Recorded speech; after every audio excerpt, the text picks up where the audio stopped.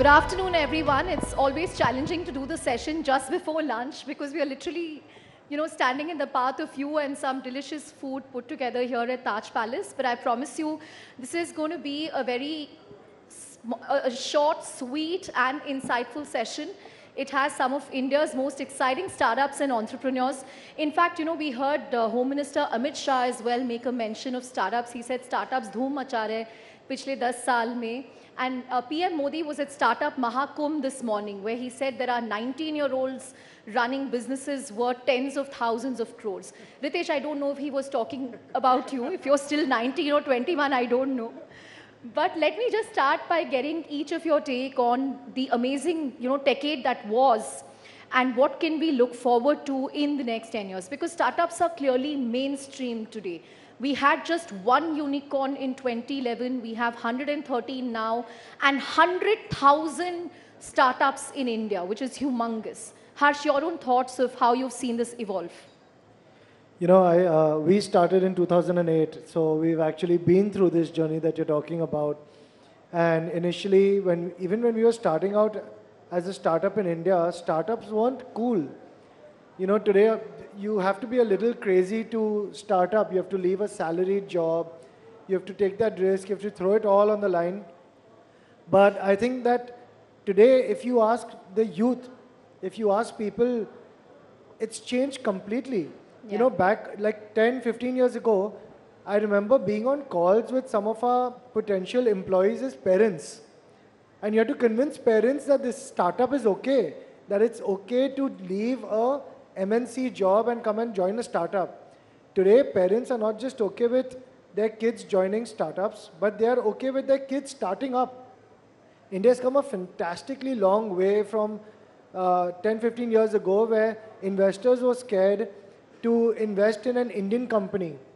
Today, investors and entrepreneurs are saying we will only have a parent company in India.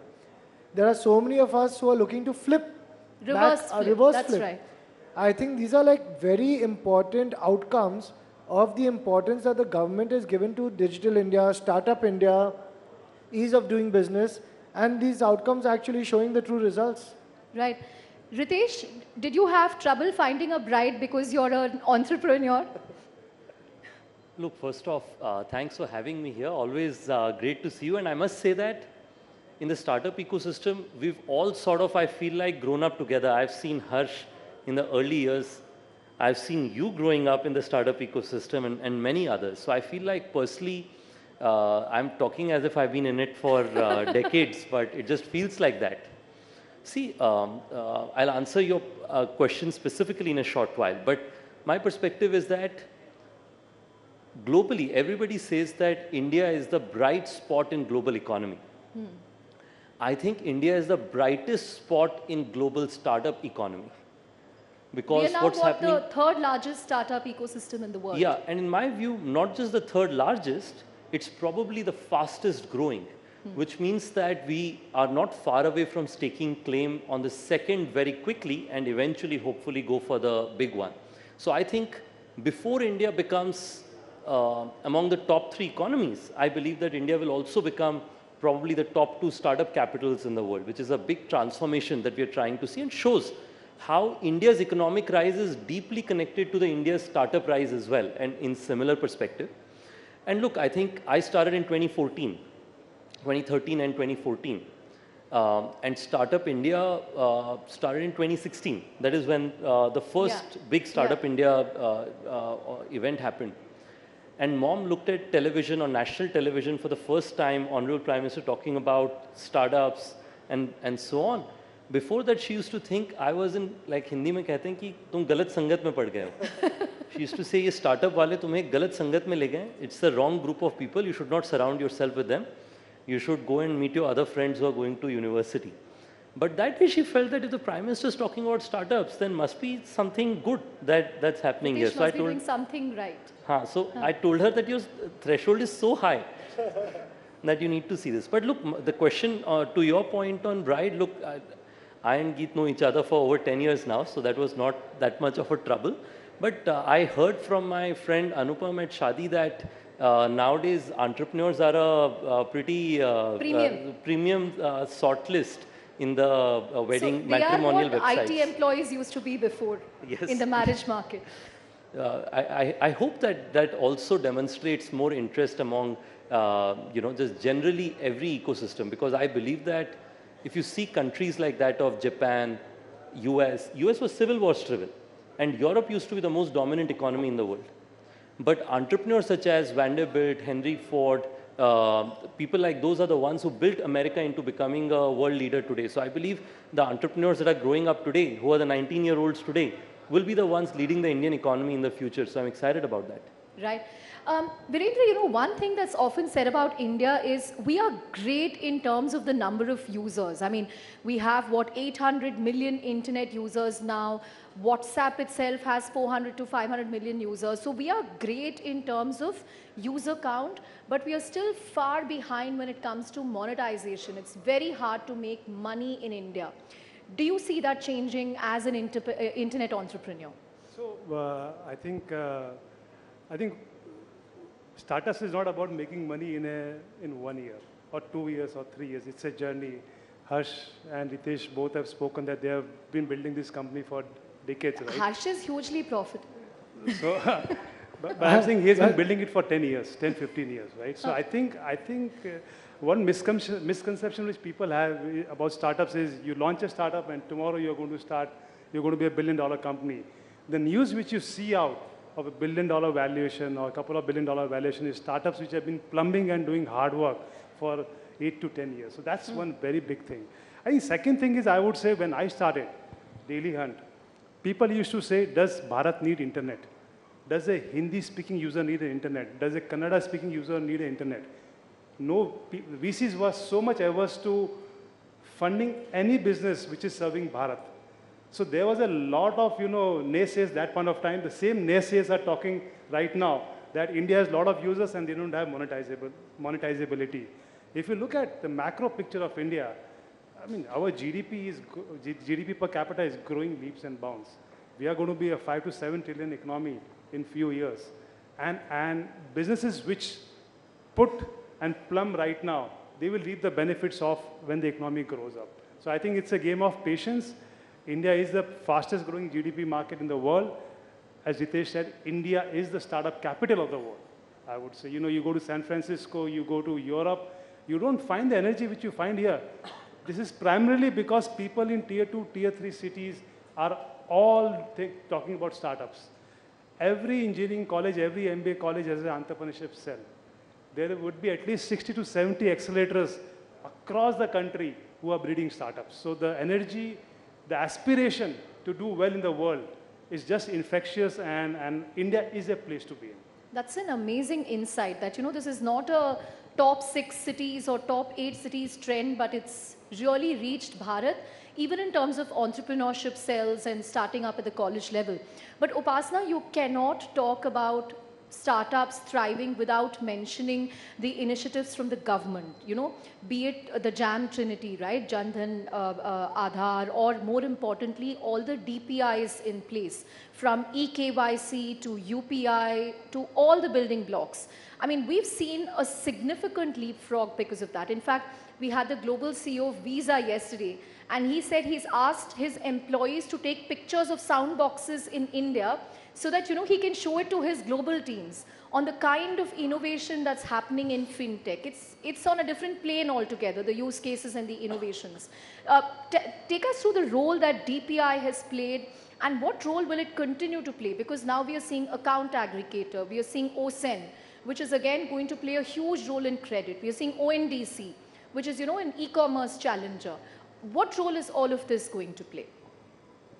So firstly, thanks for having me here, Chandra. A pleasure to be here with all my very esteemed panelists.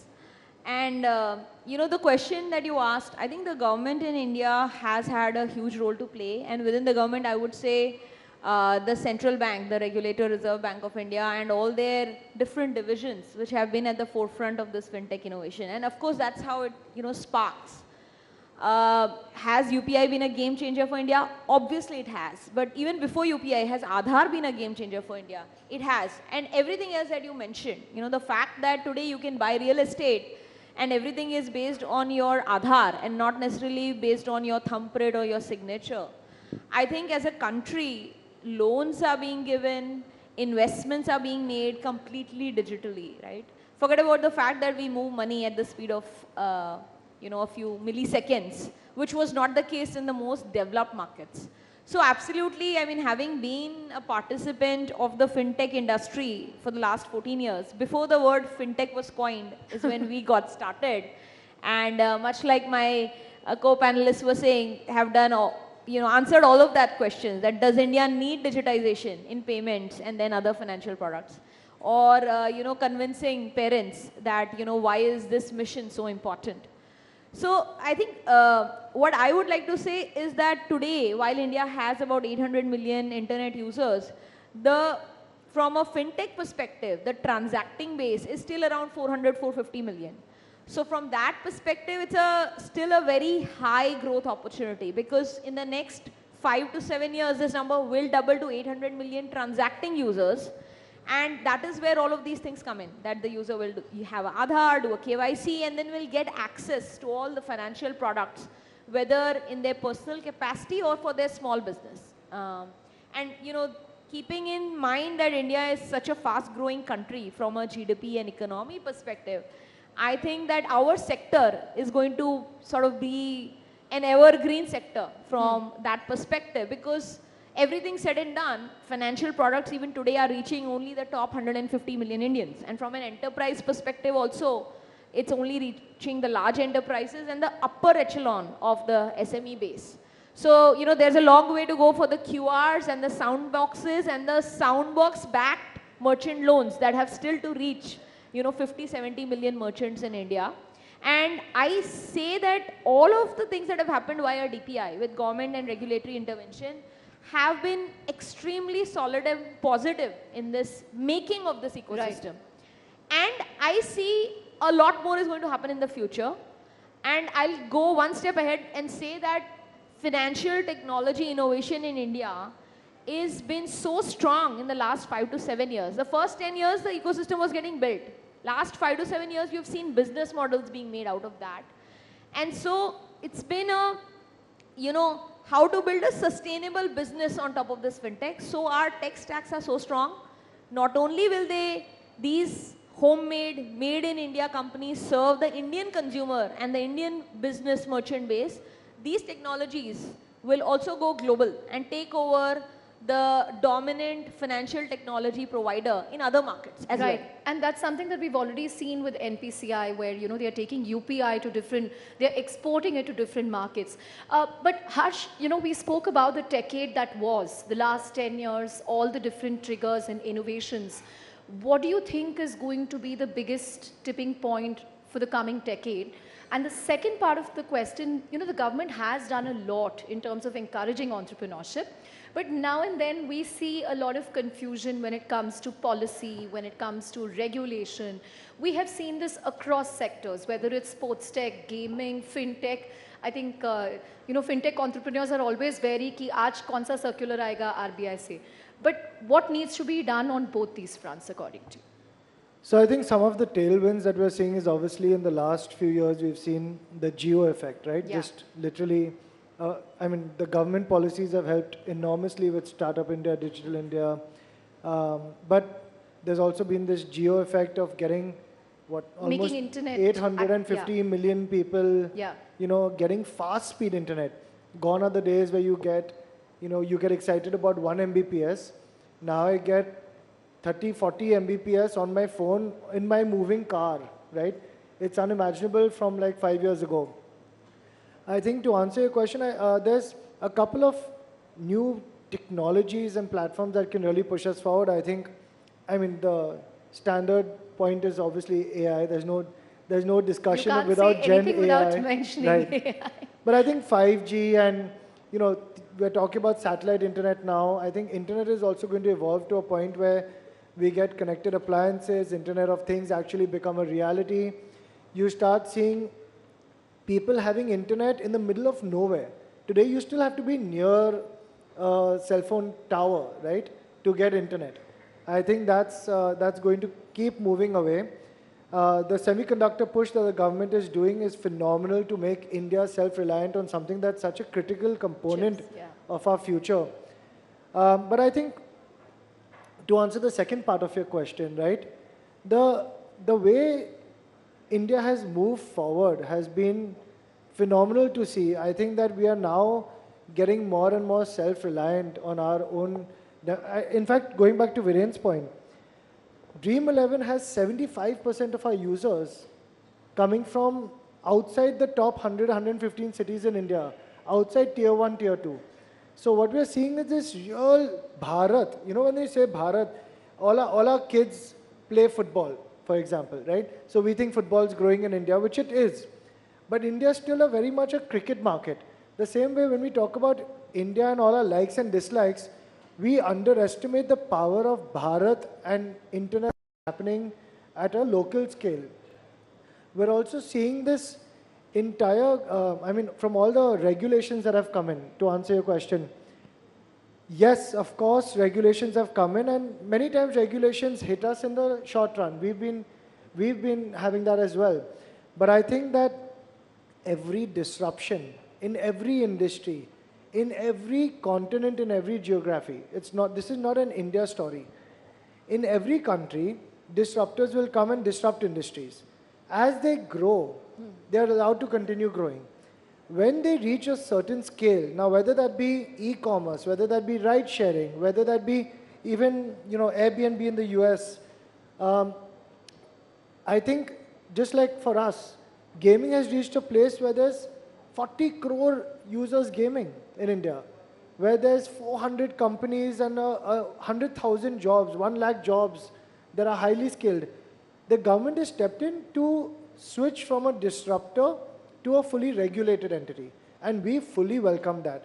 Most of the time, regulation will have some short-term pain as the industry grapples with the government on creating a way that doesn't stop growth, but also allows the bad operators to be, wiped out and all the good operators to continue. And there will be some growing pains in that. Fair point. Regulation usually follows innovation in most major markets. And that's okay. But the Dream 11 stat is amazing, that so many users coming from smaller cities. And I remember you mentioning that a lot of women are also taking to gaming. We've seen actually 80% growth in women playing year over year. We are seeing our, on a lighter note, for any RCB. The low base effect hai na? The number of women are so small, the 80% I agree. growth hoga. I fully agree, because sports fans in India are so dominantly male. We need many more women I'm sports sure fans. the RCB win will make more women take to gaming. I was just going to say, on a lighter note, you have the RCB women showing the way, right? Of how this can happen. Who knows if the boys win this year? But No, not Mumbai Indians. Yeah, come but on. Bangalore finally won a cup. Ritesh, we've spoken about the good things, the tailwinds, but let's also talk about, governance issues that have rocked startups in the last year, from Byju's, then the regulatory concerns around Paytm. All this does make foreign investors nervous about what are we getting into in India. Is this a fair market? Is there rule of law? Is there stability?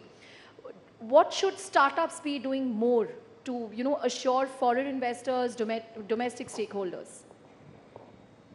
देखिए, I want to just conclude on Harsh's point before I respond to this. मुझे लगता है कि in startup language, 0 to 1 of Indian startups was 2016 to 2018, when the rapid ascent of startups happened. 1 to 10 was 2018 through to 2022. We went through various highs and lows, but we went through rapid growth as well. I think what got us here will not get us to the next from 10 to 100. So Uspe, this morning I was, of course, like many other entrepreneurs, very intently listening to Honorable Prime Minister's speech at Startup Mahakumbh. And he mentioned Bharat AI में दुनिया का नेतृत्व करेगा. Yeah. So मुझे लगता है कि the AI, and I'm trying to make an acronym because we're talking about sports. I think in AI it is Advantage India. For sure, because we have engineers, we have the product managers, we have implementation. So infrastructure ability we have good is proven by the JAM Trinity, and Harsh was mentioning that earlier.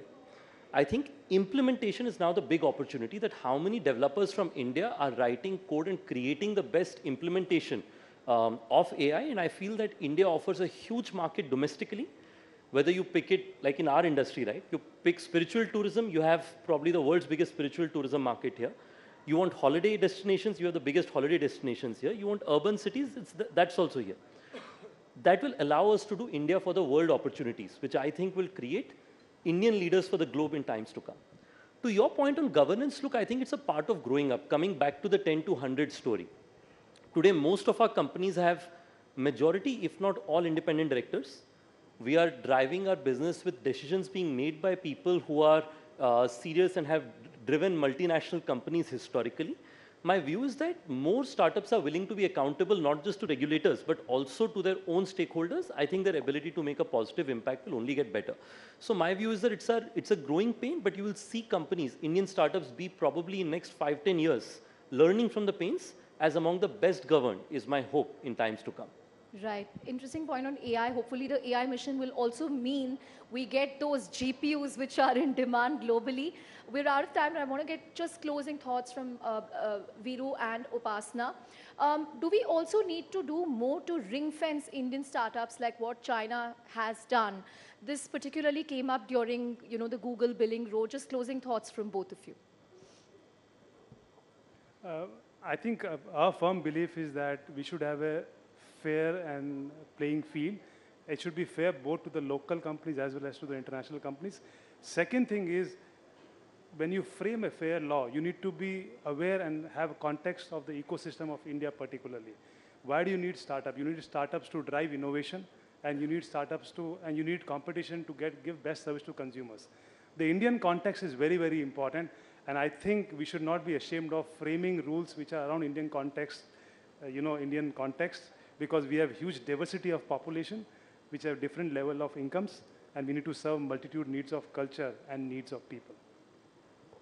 I'm going to let you have the last word, Upasana. Yeah, I think it's a double-edged sword. It's one of the fastest growing economies in the world. Of course, it's going to attract dollars, both from investors as well as big tech and large global players, right? We have Amazon here, we have Google here, we have Meta here, we have everybody from tech over here. And of course, they'll be interested. So I think my thoughts are that we don't have a Google of India, right? We don't have a WhatsApp of India. WhatsApp has come from San Francisco to us here, and we are a large market for them. So I think it will be the case that we will use global products. And so to the extent that we want to have Indian product companies also serving not just India, but the global markets, we have to give them a chance to compete.